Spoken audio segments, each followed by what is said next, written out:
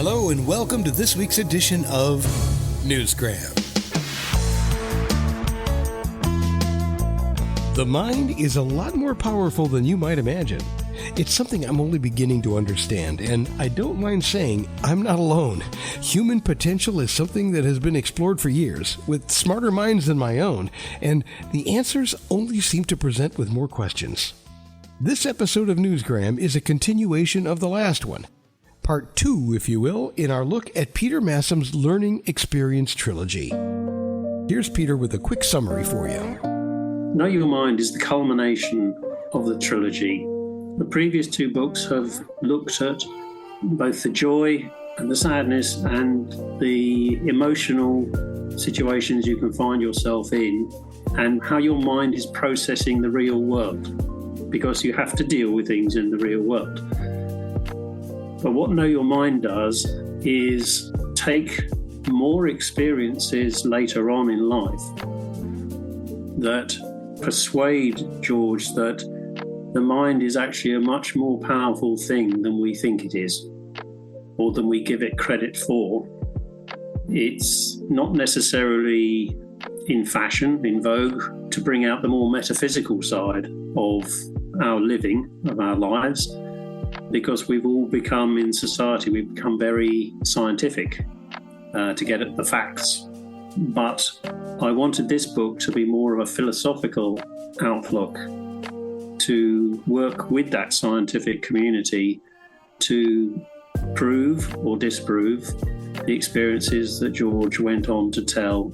And I made the third book, I made him tell it in his own words, because I think it's easier to understand what he experiences later on when written in the first person. So you get inside his head, literally. And you didn't even have to hear the last edition of Newsgram to surmise that the George he speaks of is the main character. You would be right. It's been fun watching George do kid stuff, grow up, and then make adult decisions. And now we find him using his mind to try and make sense of the world. We tend to believe that the mind is, yes, we know it's there. We know we make decisions every day. But from the experiences that George encounters, it adds up to a lot more in terms of capabilities. The book begins with George at a team-building event where he's learning to put his mind over matter by breaking a board, martial arts style. And he's learning a thing or two about reflexology. The wider picture really is how we as humans have evolved and where this possibly could have come from, and what evidence there is that there have been changes through the years which have culminated in this experience in a single individual, but which is demonstrably shared by other capabilities shown by other people in the third book. In his trilogy of books, Nipper, Moose Conquering Fear, and the final book we're talking about today, Know Your Mind, Peter Massum shows us a lifetime journey of learning experiences through the character of George. He takes us from childhood encounters, through coming of age, to conquering fears, and they culminate in this third book with a new appreciation of the power of the mind in the realms of communication, pain relief, and self-help healing and preservation. And yes, one of the references to pain relief does involve a trip to the dentist. The concept of telepathy comes from a trip to China.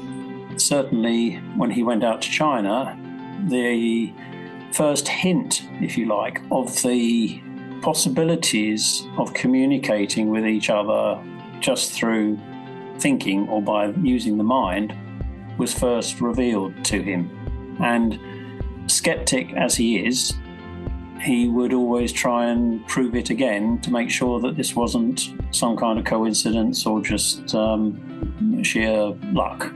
One of the most fascinating things about this book is that the things he's talking about, the things George experiences, are not science fiction. The story's fictional, but the concepts are very real.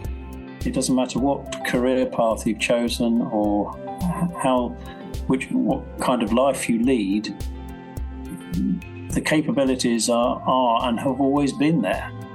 It's just that they're extremely underused, and undiscovered for a large part.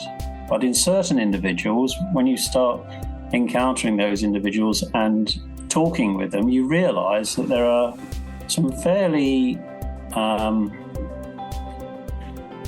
would you describe them? They have a different perspective on life, but they also have certain either sensory capabilities or ability to see things in a different way. A great example of this comes in the book when George is returning his leased car. He encounters a woman that could have diagnosed and possibly healed his dog. It's just another example of some of the strange and wonderful things that we're capable of if we delve deeper into the power of our mind. And herein lies today's lesson. Keep an open mind. You don't have to believe everything you hear. I think a healthy dose of skepticism is a great thing, but at the same time, be open to learning new things because, well, you just never know.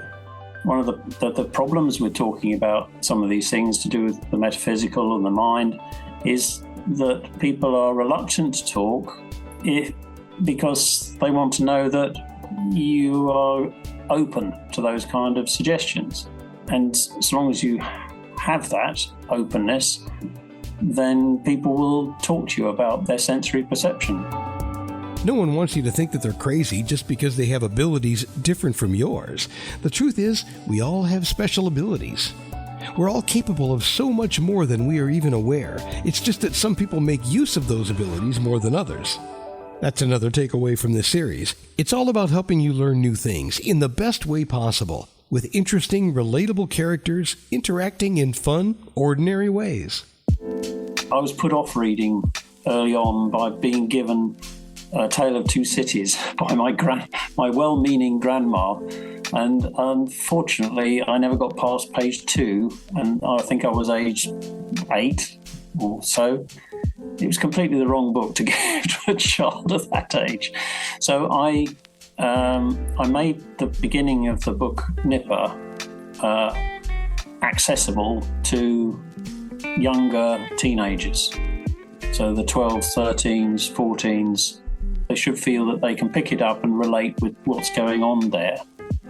And then as they progress through their teenage years, they'll see that, you know, the maturity of the language that's used and how you can feel disassociated from both your parents and other people around you who suddenly become, for some reason, they become very much older.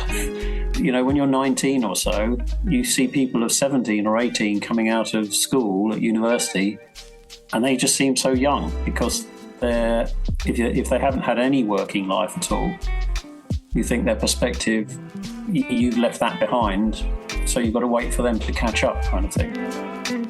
Find a way to be alone with your thoughts, shut out the noise, and see what you come up with. Meditating is fun for some, it's hard for others, but it's a start to finding out what you're capable of. Like I said in the beginning, your mind is a lot more powerful than you might imagine, and if this trilogy of books will help spark your interest or your enthusiasm, then I say give it a go. Who knows? It might bring balance to your life, and it might help you get in sync with this crazy world. Here's Peter reading the epilogue of the series.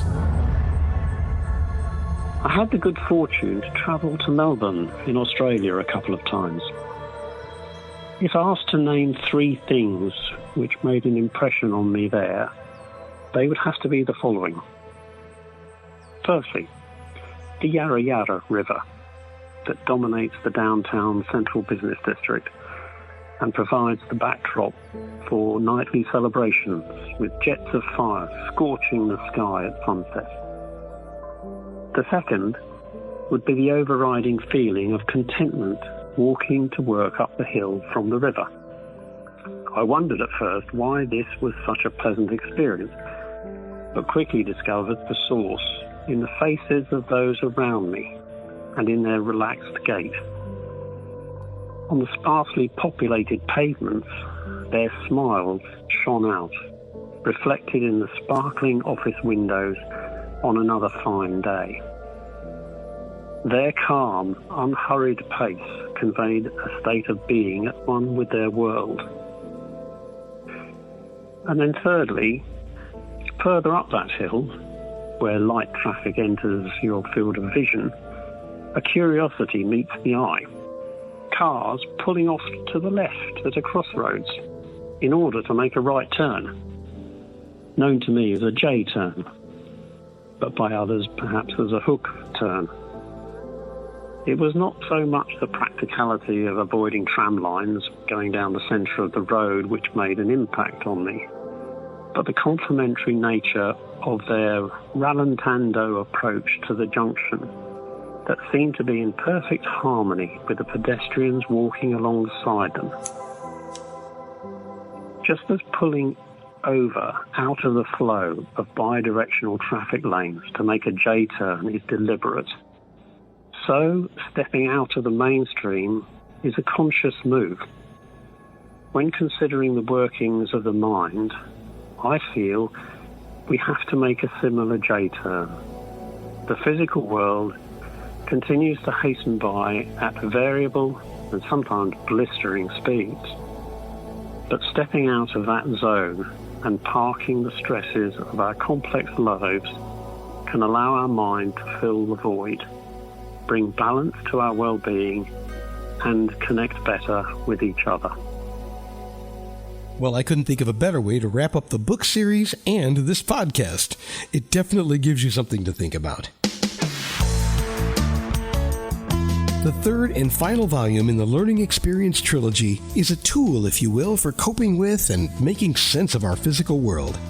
He's put a lot of thought into these books, making them very easy to understand, depending upon your age. And all three of them have now been published and are available for downloads. And if you want to learn more, just Google Peter Massam. You'll find all kinds of information available online, plus we've added links to the show's description for you to make it easier.